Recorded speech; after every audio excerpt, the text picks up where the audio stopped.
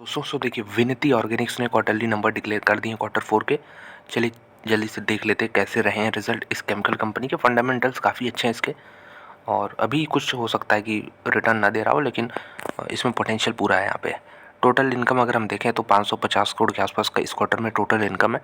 पिछले क्वार्टर में 448 करोड़ था, और एक साल पहले जो फिगर था वो 519 करोड़ था। तो रेवेन्यू में तो ग्रोथ है, यहाँ पे 31 करोड़ का ग्रोथ है। ठीक है, 31 करोड़ का ग्रोथ है, यानी 6% के आसपास का ईयर ऑन ईयर ग्रोथ है रेवेन्यू में। और क्वार्टर ऑन क्वार्टर तो और भी अच्छी ग्रोथ है यहाँ पे। एक्सपेंसेस देखेंगे तो कॉस्ट ऑफ मटेरियल यहाँ पे जो है बढ़ता हुआ नज़र आ रहा है, इन्फ्लेशन की वजह से ये हो सकता है। और जो टोटल एक्सपेंसेस हैं वो 421 करोड़ को क्रॉस करते हुए दिखे हैं, जो कि पिछले साल 389 करोड़ रुपीज़ थे। तो इसका इम्पैक्ट पड़ा है कि नहीं, इस पर नज़र आएगा प्रॉफिट बिफोर टैक्सेस पे। 139 करोड़ का यहाँ पे प्रॉफिट बना है, 103 करोड़ पिछले क्वार्टर में, और 141 करोड़ जो है 141 करोड़ 50 लाख पिछले साल था। तो वहाँ से देख सकते हैं यहाँ पे 2.5 करोड़ की कमी आई है। तो रेवेन्यू बढ़ा है ईयर ऑन ईयर, लेकिन प्रॉफिट्स नहीं बढ़ा पाए हैं।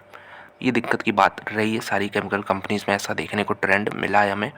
और अगर हम ईपीएस देखें तो ईपीएस 10 रुपये है, जो कि पिछले साल भी 10 ही था, अभी पिछले क्वार्टर में 7 रुपये 42 पैसे था। तो ईपीएस कैसे सेम हो गया? ईपीएस ऐसे सेम हो गया कि इस बार थोड़ा सा टैक्स कम देना पड़ा होगा। यहाँ पे देख सकते हैं कि जो टोटल अगर हम देखें टैक्स एक्सपेंस है तो यहाँ पे पिछले साल ज़्यादा था, इसकी वजह से जो प्रॉफिट है वो यहाँ पे, हालांकि अंतर तो 2.5 करोड़ का ही था प्रॉफिट्स में बिफोर टैक्सेस, तो कुछ खास इम्पैक्ट पड़ा भी नहीं है। तो एक फ्लैट से नंबर्स ईयर ऑन ईयर और क्वार्टर ऑन क्वार्टर एक अच्छे नंबर यहाँ पे विनती ऑर्गेनिक्स ने प्रेजेंट किए हैं। एक बार थोड़ा कैश फ्लो स्टेटमेंट कंपनी का चेक कर लेते हैं। तो नेट कैश जनरेटेड, अगर इस क्योंकि ईयर एंडिंग है तो इस साल में कितना इन्होंने जनरेट किया है यहाँ पे आपको पता चलेगा। कि ये देख सकते हैं फिगर है ये 332 करोड़ रुपीज़, 332, जो कि पिछले साल 2023 में ये 515 करोड़ था। तो वहाँ से कम होता हुआ ये नज़र आ रहा है यहाँ पे। विनती ऑर्गेनिक्स ने देखिए 3 महीने में, माफ़ कीजिएगा 1 महीने में 4% के रिटर्न्स दिए हैं आपको। 6 महीने में देखेंगे तो 8% नीचे, एक साल में और भी नीचे 18%, 5 सालों का अगर डेटा देखें तो 80% ऊपर है।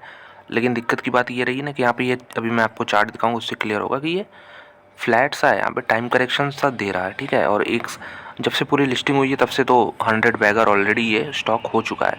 तो एक बार मैं आपको इसका यहाँ पे चार्ट दिखाता हूँ, टेक्निकल चार्ट, तो आपको क्लियर कट आइडिया होगा कि इसमें चल क्या रहा है। इसमें देखिए 2000 कोविड के समय 2020-21 में तो कंटिन्यूसली भागा ऊपर, लेकिन उसके बाद से ये कंटिन्यू नहीं कर पाया है। ये देख सकते हैं 2250 तक गया था, आज 1620 पे है। तो इसको मैं प्राइस करेक्शन, ये जो ये रेंज था, इसको मैं प्राइस करेक्शन मानूंगा भी नहीं। इसका जब अर्निंग्स ज़्यादा ख़राब हुए तो यहाँ पे थोड़ा सा गिरना स्टार्ट हुआ ये। ठीक है, 1620 के आसपास आया है। तो यहाँ पे मेरे ख्याल से लॉन्ग टर्म वाला ये शेयर है, इसमें कोई दिक्कत की बात नहीं। और अगर आप सपोर्ट ढूंढना चाहें तो ये एक इंपॉर्टेंट सपोर्ट है अराउंड 1470 के अराउंड। ठीक है, 1470 इसके लिए एक इम्पॉर्टेंट सपोर्ट है। करंट भाव से 150 पॉइंट नीचे मेरे ख्याल से ये मुश्किल होगा इसको तोड़ना। किसी वर्स्ट कंडीशन में टूट जाए भले, लेकिन 1470 को अब ब्रेक करना मुश्किल है। बेस फॉर्मेशन हो सकता है इधर आने वाले कुछ समय में ऐसे, और फिर ये अगली रैली के लिए स्टार्ट होगा। तो जो लोग इधर खरीद के बैठे हैं उनको तो टाइम ही देना होगा, टाइम देने के अलावा कोई चॉइस नहीं है।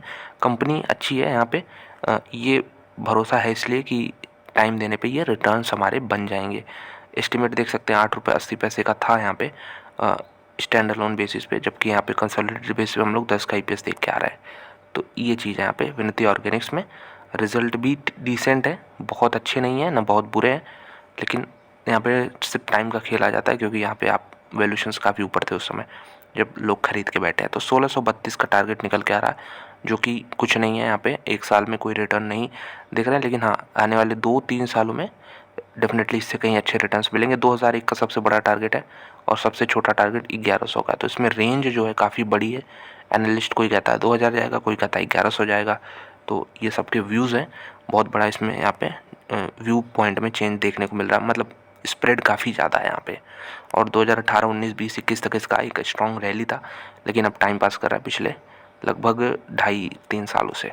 तो ठीक है, टाइम दे सकते हैं इसमें।